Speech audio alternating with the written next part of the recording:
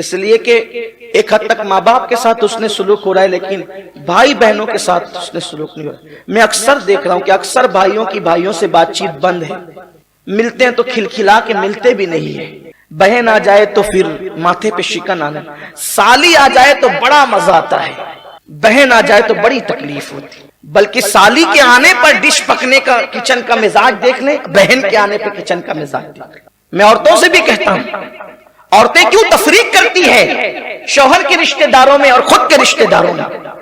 اگر تم اپنے شوہر کو روک رہی ہو اس کے رشتہ داروں کے ساتھ اس کے سلوک کرنے سے، تو تم ان رشتہ داروں کا کچھ نہیں بگاڑ رہی ہو، بلکہ تم اپنے شوہر کو جہنمی بنا رہی ہو۔ کیا ایک بیوی کا یہ تقاضا تھا محبت کا کہ وہ اپنے شوہر کو جہنمی بنائے؟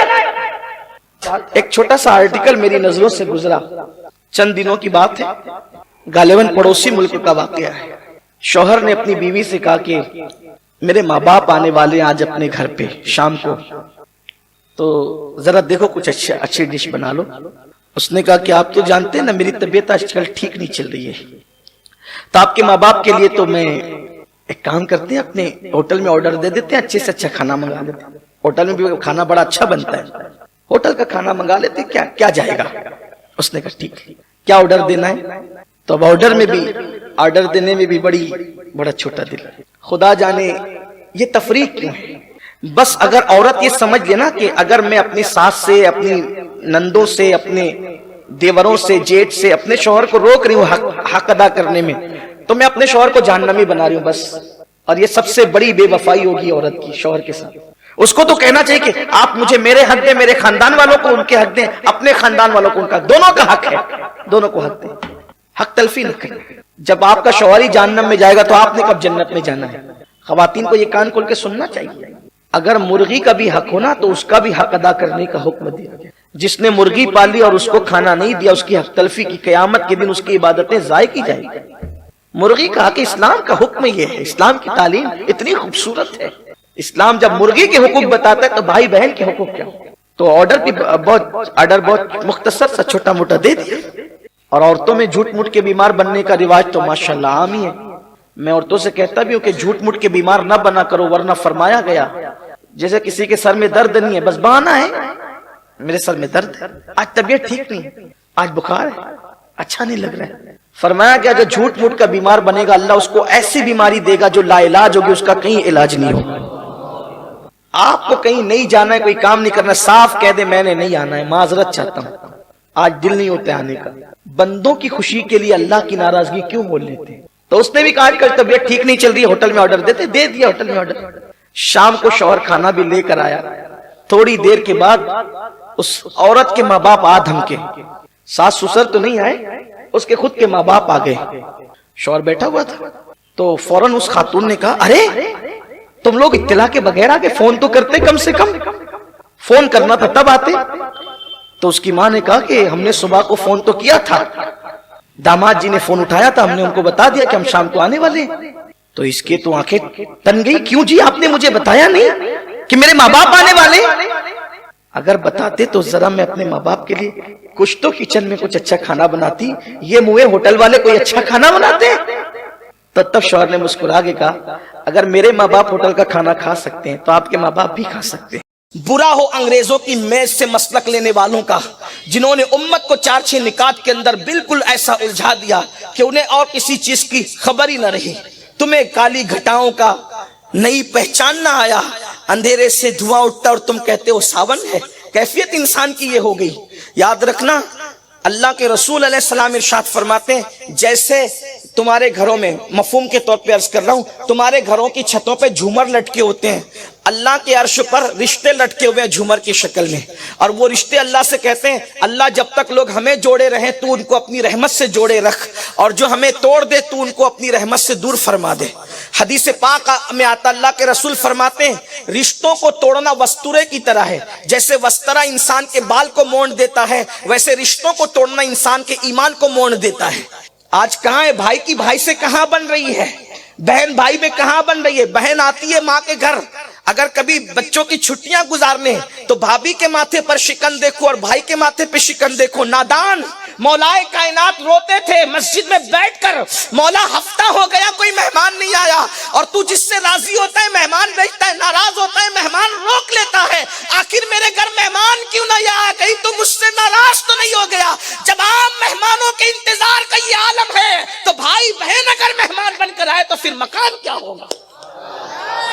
لیکن سب بھلا رہے ہو، سب بھلا رہے ہو، صرف داڑھی، ٹوپی، کرتا پاجامہ، چند چیزوں میں دین کو سمیٹ لیا۔ داڑھی کی اہمیت اپنی جگہ، میں اس پہ بیان کرتا رہتا ہوں، ٹوپی کی اہمیت اپنی جگہ، نماز پر تو شاید میں نے کوئی بیان ہی ایسا ہو جس میں میں نے نماز کی اہمیت بیان نہ کی، لیکن ایک بات آج عنوان ہے تو میں آپ کو کہہ رہا ہوں، رشتوں کو بھلانا وہ ہے، فرمایا گیا جس نے قطع رحمی کی، قطع رحمی یعنی رشتوں کو توڑنا ایسے وسترے کے مانند ہے کہ وسترا بال مونڈ دیتا ہے اور رشتوں کو توڑنا ایمان مونڈ دیتا ہے۔ بہن کی بات چلی ہے، آئیے میں اپنے نبی کی بہن کی بات، اپنے آقا کی بہن کی بات، سید العالمین کی بہن کی بات کروں۔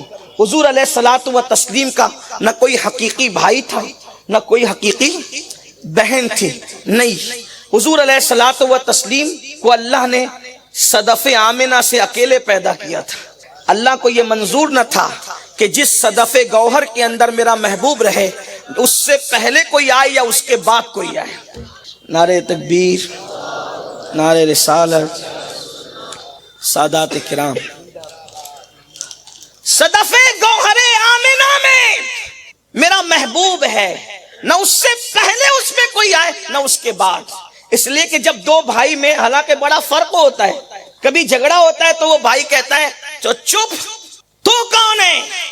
جس ماں کا دودھ تو نے پیا ہے اس کا دودھ میں نے بھی پیا ہے، جو تیرا باپ ہے وہی میرا باپ ہے۔ جھگڑے میں یہ ہوتا رہتا ہے، یعنی کہ انسان اپنی برابری کا اعلان کرتا ہے جھگڑوں میں، جس ماں کا دودھ تو نے پیا اس ماں کا دودھ میں نے پیا، جو تیرا باپ وہ میرا باپ، جو تیرا نسب وہ میرا نسب، جو تیری گود جس گود میں تو پلا اس گود میں میں ہی پلا۔ قدرت کو گوارا ہی نہ ہوا، محبوب جس صدف گوہر آمنہ میں رہے اس میں کسی اور کو رکھوں کیوں؟ محبوب کوئی تیری برابری کبھی نہ کرے۔ اور والد بزرگوار تو جب 2 مہینے کے تھے ماں کے شکم میں میرے آقا تبھی دنیا سے کوچ کر گئے، پردہ فرما گئے۔ 6 سال کے تھے امی پردہ فرما گئی۔ انہوں نے زیادہ تر دودھ نوش فرمایا ہے حضرت حلیمہ سعدیہ کے سینہ اقدس سے۔ ان کے ایک بیٹے تھے جن کا نام عبداللہ تھا اور ایک بیٹی تھی جن کا نام شیمہ تھا، جسے لوگ شیمہ بھی کہتے ہیں، میں کوئی نام کے تلفظ میں الجھانا نہیں چاہتا۔ شیمہ بڑی پیار کرتی تھی حضور سے، بلکہ حلیمہ کا پورا گھر ہی پیار کرتا تھا۔ حضور علیہ السلام جب 4 سال کی عمر میں واپس لوٹ کر کے آئے اپنے گھر، اپنی امی جان کے گھر، پھر حضور علیہ السلام کبھی لوٹ کر حضرت حلیمہ کے گھر نہیں گئے، موقع ہی نہیں ملا، کیونکہ حضور علیہ السلام کی زندگی بہت مصروف زندگی تھی، بلکہ مصروفیت کے ساتھ ساتھ بہت دکھ دیے لوگوں نے۔ حضور علیہ السلام کی 63 سالہ زندگی کا جب اندازہ لگایا گیا، تخمینہ لگایا گیا، تو پتہ چلا 63 سال میں صرف 3 سال، پورے 63 سال میں جب نکالا جاتا ہے تو صرف 3 سال ملتے ہیں جس میں حضور علیہ السلام خوش رہے ہوں، باقی کے 60 سال حضور پہ غموں کے پہاڑ توڑے گئے۔ آقا علیہ السلام فرماتے مجھے اتنا ستایا گیا کہ اتنا کسی کو نہیں ستایا، مصروفیتوں نے موقع نہیں دیا، وقت نہیں دیا، بڑی مصروف زندگی گزری، کبھی نہیں گئے۔ حنین کی جنگ میں اللہ کے رسول علیہ السلام اس طرف گئے، حلیمہ سعدیہ کے علاقے میں۔ حنین کی جب مکہ فتح ہو گیا تو اس کے کچھ دنوں کے بعد اللہ کے رسول جنگ حنین ہزاروں صحابہ کا لشکر لے کر گئے اور حنین کے مشرکین ہار گئے اور اللہ نے فتح نصیب فرمائی۔ اس میں مال غنیمت بہت ملا۔ جب مال غنیمت بہت ملا تو اللہ کے رسول علیہ الصلوۃ والتسلیم نے جو ہے وہ 3 دن تک مال غنیمت کو تقسیم کرنے میں توقف فرمایا، یعنی رکے آپ۔ اس لیے رکے کہ اللہ کے رسول علیہ السلام کو اس بات کا احساس تھا کہ یہ علاقہ میری ماں حلیمہ سعدیہ کا علاقہ ہے، ہو سکتا ہے کہ ان کے رشتہ داروں کی چیزیں بھی غنیمت میں آ گئی، حالانکہ غنیمت میں جس کی بھی چیز آ جائے وہ غنیمت ہے، احکام ہے، لڑنے کے لیے جو آیا اللہ اکبر تو وہ مال غنیمت ہے، لیکن توقف فرمایا بہرحال۔ اور پھر جب تقسیم ہو گیا تو تقسیم کے بعد ایک خاتون آئی اور آنے کے بعد اس نے صحابہ سے کہا کہ محمد کہاں ہے؟ اور جب کیونکہ اس لہجے میں کوئی بات نہیں کرتا تھا، نہ کسی کو حق تھا بات کرنے کا، کہا محمد کہاں ہے؟ تو اصحاب پاک نے فرمایا تمہیں کیا کام ہے؟ کہا میں ان کی بہن ہوں۔ میں ان کی بہن ہوں؟ انہوں نے کہا ان کی بہن ہم تو پہلی بار سن رہے ہیں. کم ان کو صرف اتنا کہہ دو تمہاری بہن ملنا چاہتی ہے، اور اس کے بعد کہنا کہ میرا نام شیمہ ہے اور میں حلیمہ سعدیہ کی بیٹی ہوں. اللہ کے رسول نے فرمایا ابھی تک وہ 4 سال کی عمر میں جو جدائی ہوئی تھی اب تک شیمہ سے کوئی ملاقات نہ تھی. حضرت شیمہ کو فوراً آقا نے بلا ان کو، وہ آئی اور آنے کے بعد کہا پہچانا میں تمہاری بہن ہوں؟ تو اللہ کے رسول علیہ السلام نے حضرت شیمہ کی طرف دیکھا، مسکرایا اور مسکرا کے فرمایا کہ شیمہ کوئی ایک بات تو ایسی بتا دو جس سے میں تمہیں پہچان لوں کہ تم ہی شیمہ ہو، تم میری بہن ہو. ایک طویل عرصہ بیتا ہے تمہارے اور میرے درمیان جدائی کو، اور اب تم آئی اور کہتی ہو کہ میں تمہاری بہن ہوں، اور پھر مقدمہ یہ لے کر آئی کہ میرے سسرال والوں کے جانور مال غنیمت میں آ گئے، میں وہ چھڑانے کے لیے آئی. میرے سسرال کے بہت سارے لوگ غلام اور کنیز بن کر کے آ گئے، میں وہ چھڑانے کے لیے آئی. مال غنیمت تقسیم ہو چکا ہے اور سب اپنے اپنے مال کے مالک ہو چکے ہیں. حضرت شیمہ نے کہا ایک بات کہوں جو صرف آپ کو معلوم ہے اور مجھے معلوم ہے، تیسرا کوئی نہیں جانتا. میں وہ کہوں گی تو آپ کو اندازہ ہو جائے گا کہ میں ہی شیمہ ہوں. کہا بتاؤ. کہا کہ ایک دن آپ میری گود میں آنا نہیں چاہتے تھے اور میں آپ کو زبردستی لے جانا چاہتی تھی. کبھی ایسا ہوتا ہے نا، کچھ بچے ایسے ہوتے ہیں جو بہت چھوٹے بچوں کو لیتے ہیں لیکن بچے جانا نہیں چاہتے. تو بطور فطری تقاضا کیا ہے کہ بچے پھر غصے میں آ کر کے یا تو ہاتھ کھینچ لیتے ہیں یا تو ناخون سے تراش لیتے ہیں، اور جب بہت زیادہ جب وہ غصہ شباب پہ ہوتا ہے تو بچے دانت کاٹ لیتے ہیں. ایسا ہی ہے، یہ فطرت ہے بچوں کی. اللہ اکبر. اور شیمہ نے کہا آپ آنا نہیں چاہتے تھے اور میں لے جانا چاہتی تھی، میں نے زبردستی آپ کو اپنے کندھوں پہ اٹھا لیا، تو آپ نے جو ہے وہ غصے میں آ کر کے میری گردن پر جو ہے وہ آپ نے دانت کاٹے تھے، آپ نے وہ دانت کاٹے تھے. حضور علیہ السلام یہ سن کر اتنا ہنسے کہ حضور علیہ السلام کی داڑیں نظر آئی. حضور کہاں لگا کہ کبھی ہنستے نہیں تھے، کبھی کہاں لگا کہ نہیں ہنسے، اور اس دن بھی کہاں نہیں لگایا، لیکن اتنا تبسم فرمایا اپنی شان کے مطابق، ایسا ہنسے کہ داڑیں نظر آئی. یہ ایک دم آخری درجے کا حضور کا مسکرانا تھا جب داڑیں وہ بھی کبھی کبھی نظر آتی تھی، داڑھ شریف نظر آئی. حضور یہ واقعہ یاد کر کے اس سے بہت لطف کہا تم نے سچ کہا. حضور نے یاد کیا اس کو، اور اس کے بعد پھر آنکھ سے آنسو جاری ہو گئے، اور پھر صحابہ سے فرمایا لوگوں یہ میری بہن ہے. کون ہے میری خاطر جو اپنا مال غنیمت اس کے لیے وقف کرتا ہے، اس لیے کہ یہ بہن ہے اور بہن کے سسرالی رشتہ داروں کا مال بطور مال غنیمت ہمارے پاس آ گیا ہے. اس لیے میں کہتا ہوں کہ میں نے اپنا مال بھی اس کو دے دیا، تم بھی اپنا مال دے دو. جب صحابہ کرام نے دیکھا کہ اللہ کے رسول نے خود اللہ اکبر خمس کو ان کے حوالے کر دیا تو سارے صحابہ نے وہ مال ان کے حوالے کر دیا، اور لوگوں کو بتایا کہ جب دودھ پلانے والی ماں کی بیٹی رضائی بیٹی کا میں اس قدر اکرام اور احترام کرتا ہوں تو تمہیں سگی بہنوں کا کتنا احترام کرنا چاہیے. اور پھر بہت عزت کے ساتھ ان کو بٹھایا اور بٹھا کے کہا اب میں آپ سے پوچھتا ہوں، آپ کا بھائی آپ کو ملا نا، اب آپ میرے پاس رہنا چاہو گی یا آپ اپنی سسرال میں لوٹنا چاہو گی؟ تو شیمہ نے کہا کہ میں اپنی سسرال جانا چاہتی ہوں. بعض لوگ کہتے ہیں بلکہ اکثریت کہ وہ ایمان لائی اور ایمان لا کے شرف صحابیت سے جو ہے وہ انہوں نے تمغہ حاصل کیا اور وہ لوٹ گئی. یہ بہن کا خیال تھا اللہ کے رسول علیہ السلام کو.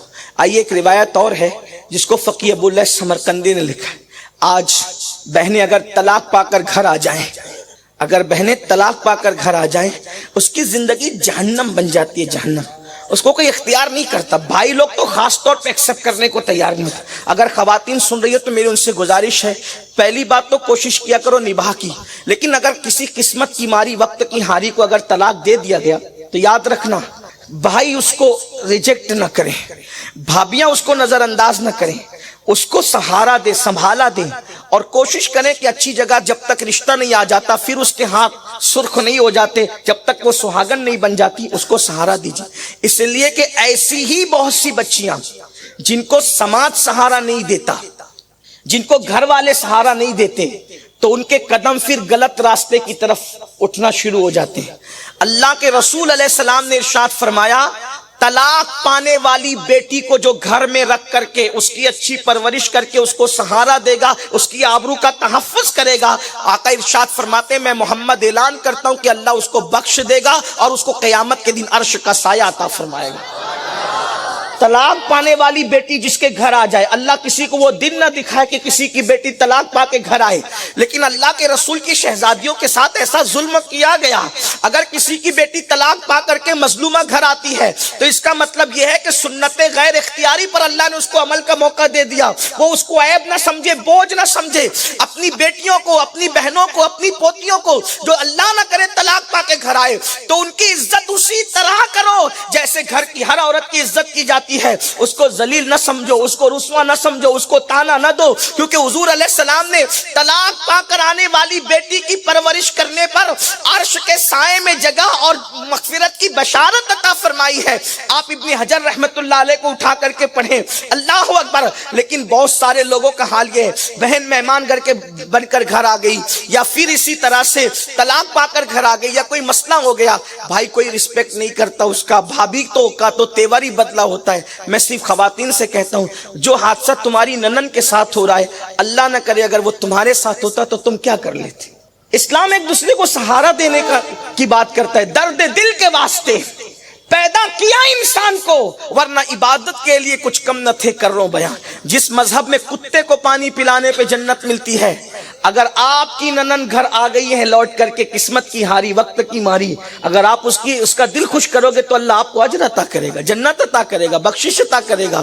اور بھائیوں سے بھی کہتا ہوں، تو فقیر لکھتے ہیں وہ جو بات ہے وہ ادھوری نہ رہ جائے، فرماتے ہیں کہ ایک اجمی تھے اور وہ دور قرون اولیٰ کا دور تھا، حضرت مالک الدینار جیسے اولیاء اس زمانے موجود تھے۔ فقیر لکھ رہے ہیں اپنی کتاب میں کہ وہ اجمی عجم سے ہجرت کر کے مکہ شریف آ گئے۔ بہت دل کے کان سے سننا، یہ بات بہت اہم ہے، دل کے کان سے۔ بہت بڑے ولی تھے وہ، ہجرت کر کے آنے والے لوگ ان کو ولی کہتے تھے، وہ ولی تھے بھی، بہت بڑے ولی تھے، عجم کے ولی۔ اپنا عجم چھوڑ دیا، عجم کے عرب کے علاوہ جتنا علاقہ ہے سب کو عجم کہتے ہیں، تو عجم چھوڑ دیا اور مکہ شریف چلے گئے۔ پوری رات عبادت کرتے تھے اور ہر دن روزہ رکھتے تھے وہ۔ تو اس دور میں ایک اور بزرگ تھے، ان کو سفر پہ روانہ ہونا تھا، وہ سفر پہ جانے لگے تو ان کے پاس گولڈ تھا، سونا، تو انہوں نے سوچا کہ اتنا سارا سونا ہے، سفر میں لے جاؤں گا تو کہاں رکھوں گا، لٹ جاؤں گا، کیونکہ اس دور میں پیدل، کھچر، گھوڑے اور اونٹوں پہ سفر ہوتا تھا، گدھوں پہ سفر ہوتا تھا۔ لوگ تو یوں بھی کچھ لے جانے کی ہمت، بلکہ لوگ سفر کی بھی ہمت نہیں کرتے تھے، اتنا کلو سونا وہ کہاں لے جاتے۔ تو مکے کی سرزمین تھی امن و امان کی، انہوں نے کیا کیا، انہوں نے سوچا کہ میں یہ سونپوں کس کو، دوں کس کو۔ تو انہوں نے سوچا یار جو شخص پوری رات عبادت کرتا ہے، غلاف کعبہ پکڑ کے روتا ہے، بلکتا ہے، دن کو روزہ رکھتا ہے، اسی کو سونپ دوں، یہ دیانت دار اور ایماندار انسان ہے۔ تو وہ سونے کی امانت گولڈ انہوں نے ان کو دے دیا، میں سفر پہ جا رہا ہوں، جب میں واپس آؤں گا تو تم سے لے لوں گا۔ انہوں نے کہا بہت اچھا۔ امانتوں کا سلسلہ اس دور میں چلتا تھا، بینکوں کا سسٹم نہیں تھا، لوگ نیک لوگوں کے پاس، امانت دار لوگوں کے پاس اپنی امانتیں رکھتے تھے۔ گئے، اتفاق سے وہ جو دوسرے اللہ والے بندے تھے، نیک بندے، وہ مکے ہی کے تھے۔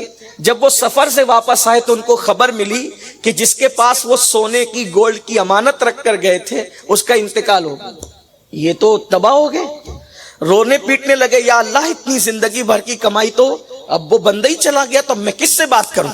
تو انہوں نے اپنے مسئلے کے حل کے لیے حضرت سیدنا مالک الدینار کے پاس آئے اور مالک بن دینار سے کہا مالک میرا مسئلہ حل کر دیجئے، اتنا بڑا اللہ کا ولی تھا، برگزیدہ نیک بندہ تھا حضرت، میں نے اس کے پاس سونا رکھا اور اتفاق سے اس کا انتقال ہو گیا، سفر سے واپس آیا، اب میں کیا کروں۔ انہوں نے فرمایا پریشان نہ ہو، وہ نیک تھا، ہاں نیک تھا، ایک کام کرو، شب جمعہ میں جب آدھی رات گزر جائے، شب جمعہ میں جب آدھی رات گزر جائے تو ملتزم جو کعبہ شریف کا دروازہ اور حجر اسود کا حصہ ہے بیچ کا، ملتزم اور مقام ابراہیم کے درمیان آدھی رات گزرنے کے بعد جانا، وہاں نیک لوگوں کی روحیں آتی ہے شب جمعہ میں، جمعہ کی شب میں۔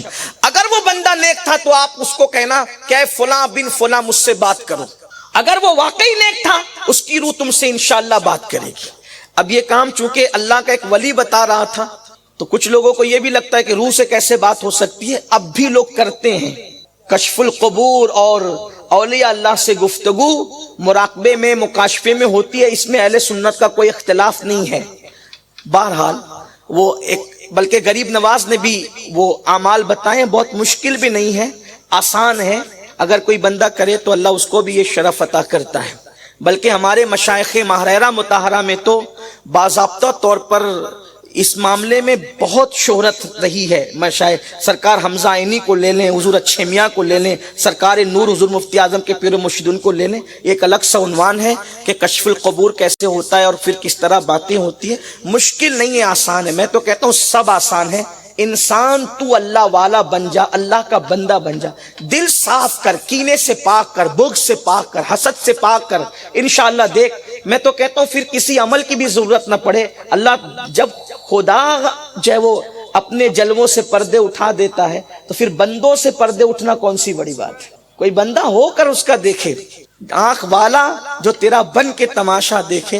لوگوں کو ایسا لگتا ہے کہ کہیں یہ بہت دور کی بات تو نہیں ہو رہی ہے، بالکل ایسے ہی ہے۔ مچھلی کو کوئی مچھلی کہے کہ بہن باہر وہ کنارے کی طرف نہ جانا ورنہ جال میں پھنس جائے گی، شکاری بیٹھا ہے، پکڑ لے گا، کاٹے گا، مرچ مسالہ لگا کر کے بھون کے کھا لے گا، تو مچھلی کہہ رہے یہ سب پھیکم پھاک بات ہے، کوئی ایسا بھی کوئی ہو سکتا ہے؟ کوئی کنارے بیٹھ کر جال تانے بیٹھا ہو؟ تو جیسے وہ چھوٹی سی مچھلی دریا کے باہر کی کائنات کو نہیں جانتی، ویسے ہم لوگ ہیں، ہم لوگ اپنی کائنات، پیسہ دھیلا کھانا پینے کے علاوہ تیسری کوئی بات جانتے ہی نہیں ہے۔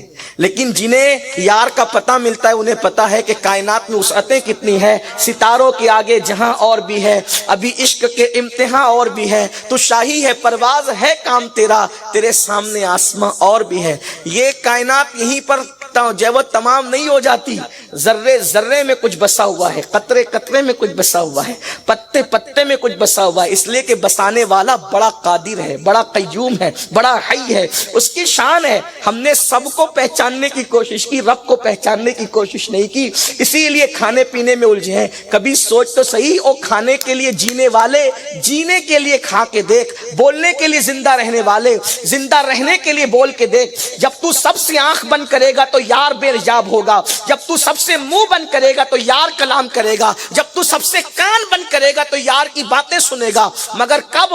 تجھے تو گانے سننے سے فرصت نہیں، تجھے تو غیبت سننے سے فرصت نہیں، تجھے تو گالیاں سننے سے فرصت نہیں، اس لیے یہ باتیں لوگوں کو اچھمبا لگتا ہے۔ یاد رکھیے گا، اللہ اکبر، دنیا میں جسموں کا جہاں اور ہے، روحوں کا جہاں اور، بڑی خوبصورت کائنات ہے، دلوں کی دنیا بڑی خوبصورت کائنات ہے، روحوں کی دنیا بڑی خوبصورت کائنات ہے، اللہ اکبر، عالم بالا کی دنیا، جو اس کو جانے وہی جانے۔ اسی لیے تو جن کو یہ پتہ مل جاتا ہے، اللہ اکبر، وہ دنیا میں ایسے رہتے جیسے کشتی دریا میں رہتی ہے۔ الگ سا عنوان عرض کیا کر رہا تھا، حضرت مالک الدینار نے فرمایا کہ تم شب جمعہ میں نصف شب گزرنے کے بعد اس کو آواز دینا، او فلاں ابن فلاں مجھ سے بات کر، اگر وہ واقعی نیک تھا، پرہیزگار تھا تو بات کرے گا۔ وہ گئے شب جمعہ میں نصف شب کا انتظار کرنے لگے، گزر گئی تو آواز لگائی، او فلاں بن فلاں، اے اجمی اللہ کے ولی مجھ سے بات کر۔ تین بار پکارا، کوئی جواب نہیں آیا۔ حضرت مالک بن دینار کے پاس آئے، کہا حضرت کوئی جواب نہیں آیا، کہا انا للہ و انا الیہ راجعون۔ تو جس کو نیک سمجھ رہا تھا وہ نیک نہیں تھا۔ کوئی ضروری تو نہیں کہ جس کو لوگ نیک سمجھے وہ نیک ہے۔ یاد رکھنا، اگر لوگ آپ کا تعارف کراتے وقت آپ کو نیک کہیں تو پھولنا مت، اس لیے کہ جو پیا من بھائے وہی سہاگن کہلائے۔ پوری دنیا ولایت کا ڈنکا بجا رہی ہو اور یار ناراض ہو، آپ سے زیادہ نکما اور ناکام کوئی نہیں ہے، اور پوری دنیا گالیاں دے رہی ہو اور یار راضی ہو تو تم سے بڑھ کر کے کامیاب کوئی نہیں ہے۔ جو پیا کو بھائے اختر وہ سہانا راگ ہے، جس سے ناخوش ہے پیا وہ راگنی اچھی نہیں۔ لوگوں کی بات کا کیا اعتبار ہے؟ لوگ تو ہیرو اور نچنیوں کی بھی تعریف کرتے، تعریف کے پیچھے مت جاؤ، تعریف کے پیچھے مت جاؤ، یار کی نظر میں کیا مقام ہے وہ دیکھو، خدا کی بارگاہ میں کیا مقام ہے وہ دیکھو۔ ایک شخص نشے میں ڈولتا ڈالتا جا رہا تھا، سرکار جنید بغدادی نے کہا یہ نشہ کرنے والے لوگ بھی اللہ کے یہاں محبوب ہیں۔ غیب سے ندا آئی، جنید وہ شراب کے نشے میں نہیں لڑکھڑا رہا ہے، ہمارے عشق کے نشے نے اس کو لڑکھڑا دیا، آپ بدگمانی کیوں کرتے ہیں؟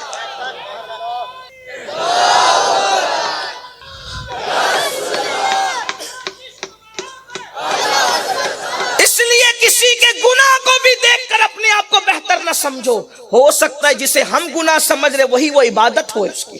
وہ بڑی باتیں بہت اگر میں اس کو اوراق پلٹنے لگوں اور جو ذہن کی طرف ابھی مضامین آ رہے ہیں تو بہت وقت جائے گا. لیکن میں نے پہلے کہا کہ یہ خطاب کی محفل میں نکاح کی محفل، تو میں عرض کیا کر رہا تھا، کہا کہ تو پہچاننے میں گڑبڑا گیا، یعنی تو نے غلطی کر دی. جس کو ولی سمجھ رہا تھا وہ ولی نہیں. اب جاؤ، دوسرا علاج یہ ہے کہ تو یمن جا، اور یمن جا، وہاں پر ایک کنواں ہے جس کو بیر برہوت کہتے ہیں، وہاں پر جہنمیوں کی روحیں ہیں، اور وہاں جا کر اب کہنا، آواز لگانا، وہ تجھ سے بات کرے گا.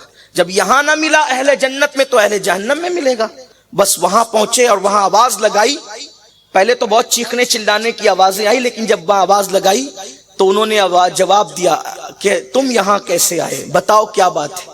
تو کہا وہ میرا سونا جو رکھ کے گیا تھا وہ کیا ہوا. کہا میرے گھر میں جہاں زینہ ہے میں نے دفن کیا، میں نے تمہاری امانت میں خیانت نہیں کی. کہا تم نے میری امانت میں خیانت نہیں کی، اتنے بڑے اللہ والے رات رات بھر عبادت، طواف، قرآن اور دن کو روزہ، جہنم میں کیسے آ گئے. کہا کہ ایک گناہ کی وجہ سے.